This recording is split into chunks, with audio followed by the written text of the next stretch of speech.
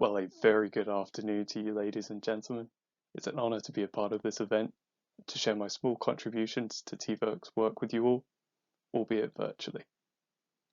And just by way of introduction, I am a second year student at the University of Reading, studying environmental management.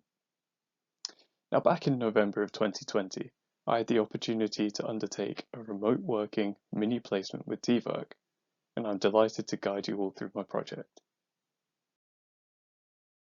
So in this project, I aim to explore the distribution of European hedgehogs against protected areas in Oxfordshire and Berkshire. And this style of investigation is termed a gap analysis.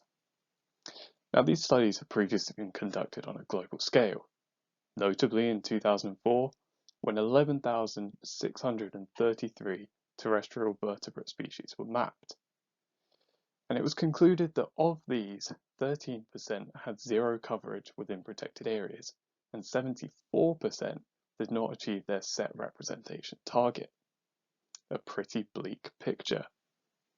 But we wanted to conduct this type of research on a much more local scale, focusing on the sleepy, cute, and truly iconic mammals pictured here. Unfortunately, populations of hedgehogs are declining through increasing urban densification, decreasing invertebrate abundance, increasing pesticide use, increasing European badger abundance, and increasing parasites and diseases, to name but a few of the varied possible causes. But whatever the cause, I think this statistic from a 2020 journal article is particularly poignant. Needless to say, therefore, that hedgehogs are classified as vulnerable to extinction on the IUCN Red List for British mammals. So all of the data for this project was provided by TVERC, which included 1,331 hedgehog records collected by you, the volunteers and wider public, and a map of 2,075 protected areas, representing 25 different designations, such as sites of special scientific interest, local nature reserves, and special areas of conservation. Now, using citizen science is particularly beneficial for an observational investigation like mine, because the data is much more precise when over a large time period and a large area. In fact, the records stretch as far back as 1964 and span an area of 3,867 kilometres. So I began the analysis by calculating the proportion of all the hedgehog's home ranges that overlapped a protected area. And this was the result. Here, the green represents the area of the hedgehog's home range that is within a protected area, and the red, the area that is outside. Now from this, it's clear that a larger proportion is red than green, and a statistical test indicated that this difference was not due to chance. And to put that observation into a number, 87.7% of the total home range area was not within a protected area. Now, this statistic alone would imply that hedgehogs are not well represented within protected areas. However, other factors or assumptions may have influenced the results.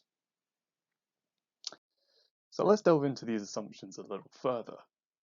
In the same software, I created a heat map to highlight where the highest densities of hedgehog records were located.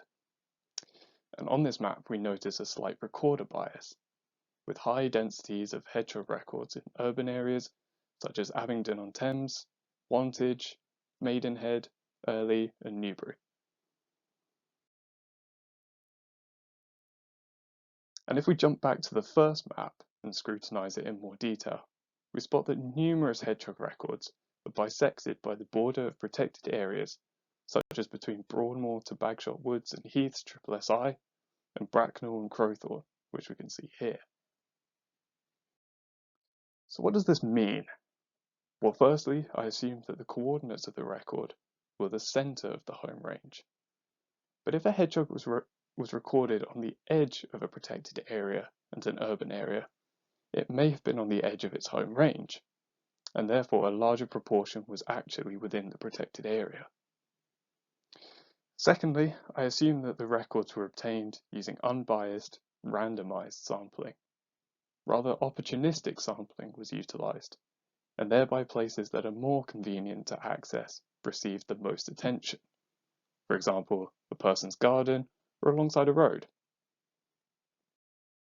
But these kinds of limitations accompany the vast majority of scientific research, and in reality are not hindrances, but provide the foundation for further vital study. Therefore, I'm optimistic that this mini placement has paved the way for better understanding the environmental, social, economic and political factors influencing the protection of hedgehogs, and has provided a starting point for identifying new sites suitable for designation. And I also hope that this brief presentation has highlighted the incredible potential of the data that you, the volunteers and wider public, collect. I was struck throughout the project that I was working with real data collected by real people to make real contributions to science, all from a laptop sitting in my bedroom. And that just emphasises that discovering and developing solutions to conservation issues is simpler than we often believe. Thank you so much for joining me today, and I welcome any questions.